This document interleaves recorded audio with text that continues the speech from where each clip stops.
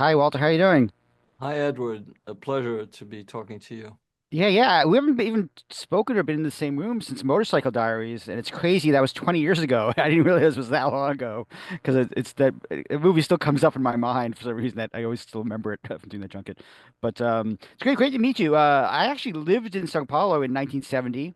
Uh, I Uh, was way too young. I was only 5 years old, so I didn't really realize all the government corruption going on. I was oblivious to that stuff. But I love this movie because it brought back so many good memories of Brazil when I was a kid. Um, so how did you first hear about Ruben and his Rubens? What happened to him? I mean, did you already know Marcelo also? I mean, talked to Fernanda earlier, and she knew him already.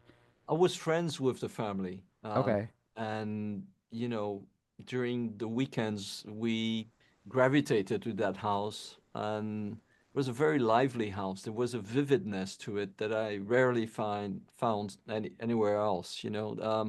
There were political discussions brewing everywhere. There were cultural discussions as well, a lot of things about music and cinema and almost um, what pulsated that was almost like a possibility of another country, which was the reverse angle of the military dictatorship Mm. in the streets, where there was fear and angst and a sense of insecurity that I didn't find in that house. um, Marcelo, the young kid that you see in the film, became a writer many years later, and 7 years ago he published this book in which he tells the story of that family I happen to know personally, and there were so many new layers I was unaware of. Including his perception that his mother, Eunice, had been the silent heroine of that family that, um, in face of a tragedy, had to invent a form of resilience and resistance that at the end of the day could protect her five kids, but that would also be a life affirmative form of resistance that could echo beyond the family. And this is why she became actually one of the main figures of the process of the Brazilian redemocratization process. Oh wow. So did you actually have? Were you actually friends? Did you actually know the kids, their kids, when you were a kid as well? I mean, Yes, your very family's well. friends? Yeah, Oh wow. I spent my adolescence, part of my adolescence in that house. Wow. When I was 13 and 14, I was constantly with them. Rubens, the father, would take us to music shows, and it was, it was a very, again, a very lively house um, where we, the kids, were allowed it into adult Hmm. conversation. Everything Yeah. that didn't exist in my house existed in the Paiva house, and this is why, again, I never thought that that kind of um, almost blissful form of existence could be severed so brutally, and it was. Yeah. I mean, as a filmmaker, I'm sure you're always looking for the next story to tell after you finish a film.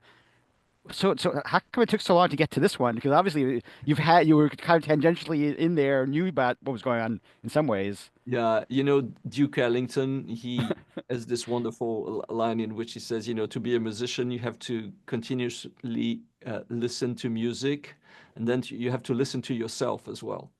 You Mm. only become a musician when you blend those two, those two necessities. And um, during those 12 years in which I didn't do fiction, in fact, I did a lot of documentaries, Mhm. which is the territory where I started. I did a lot of documentaries about Brazil when I started to work, and also musical documentaries. Mm. And I got back to that because I felt the need to somehow immerse myself again in the Brazilian culture after having done the Motorcycle Diaries and then on the road. That I felt I needed to be fully informed before doing fiction. But I never thought that the process of adaptation of this book would last for 7 years, you know. Mm. Gotcha. But what happened is that, you know, for 4 years, the Brazilian cinema was silent Mm. Okay.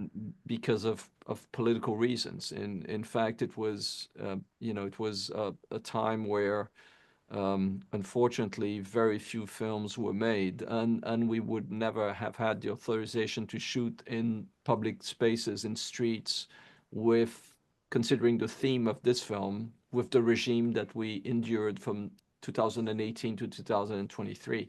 This Mm. is what explains the fact that the film was shot in 2023, you know, and then that we're premiering it in 2024. Nice. Yeah, I still have family down in Brazil as well, so I've kind of known about that whole thing. I knew about COVID and Yeah, Bolsonaro, the whole. yeah, So I'm yeah. glad guys got made. How hard is it to kind of recreate 1970 Rio in 2023? I mean, obviously, I've been there probably 10 years ago, and I know that Copacabana is the same. I know that the lake is and the Sugarloaf has not changed much, but everything else is completely different. Yes, I think that um, you know, it's always much more interesting to look at um, period without um, actually giving the impression that you're doing a period film. You know, when I did the Motorcycle Diaries, I wanted it to be a film about that journey in the 50s, but I wanted it to feel original, fresh, and new. You know, and the same thing Mm, here. You know, in recreating the 70s, I wanted to recreate something that pulsated with the energy that I felt at that time, you know, the vividness of that time. So it we found a house that was very similar to the actual house I had known when I was an adolescent, you know, and that helped tremendously because we shot the film on the chronologically.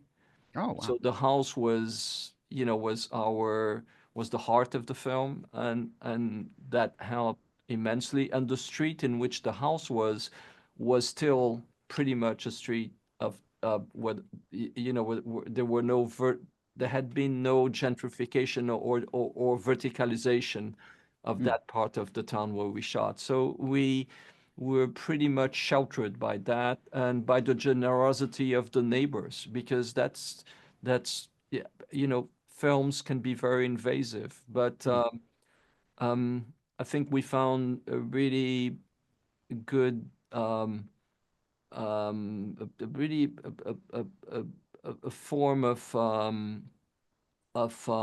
collaboration with, you know, with the people who lived in the street and who embraced the film.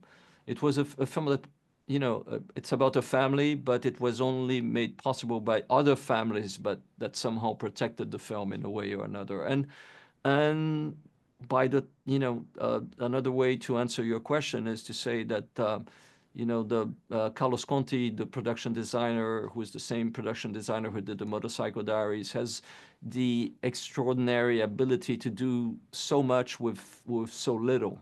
You mm, know, with very few elements, he could recreate the 70s. You know, and and and we were never, in fact, waiting for you know, for streets to be cleared or things like that. We shot.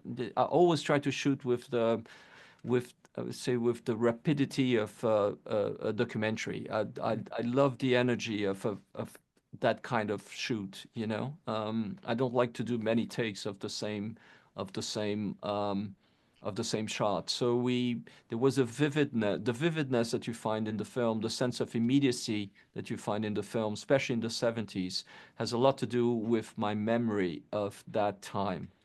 in that house and in its vicinity. Mm. I saw this movie a few weeks ago at the New York Film Festival, and watched it again more recently, and after the election here, and it has become even more prescient and more timely, and more like, yeah, you need to just keep an eye on your government. When you were making this, I mean, was this kind of an answer to what was going on down there with the government as well, or is it sort of You know, when we started to the project, we thought we were going to offer a reflection of who we were in a specific time, and then suddenly, the reality changed so abruptly that we realized that we were also doing a film about the present, you know, and this somehow um, helped a lot the focus and the concentration on the set because we realized that what we were actually uh, recreating as storytellers had so much to do with the decision of who we want to be in the future. You know, it's I think that cinema is a great tool to talk about identity. You know, and we there we were talking about our past identity, but then as the zeitgeist moved, we realized that we were talking about an identity in the making, which is the one in the present, you know. And this is why I think that the cinemas in Brazil, the film has premiered in Brazil. It's it, and to our um, surprise, it's been the number one film during this first weekend in the country, and I think it has to do with the fact that it's about a, it's a very beautiful story of resilience and reinvention, seen through the microcosm of family, but it's also a film about our past and our present, and film that asks questions about what kind of future we want to build. Listen, thanks so much. It's so nice seeing you again. I'm glad you're back. I hope more Brazilian films get up to the States because I mean, it's just so heartbreaking that we don't get to see a lot of the stuff that's down there. So, I'm glad to be back and to answer such good well, questions.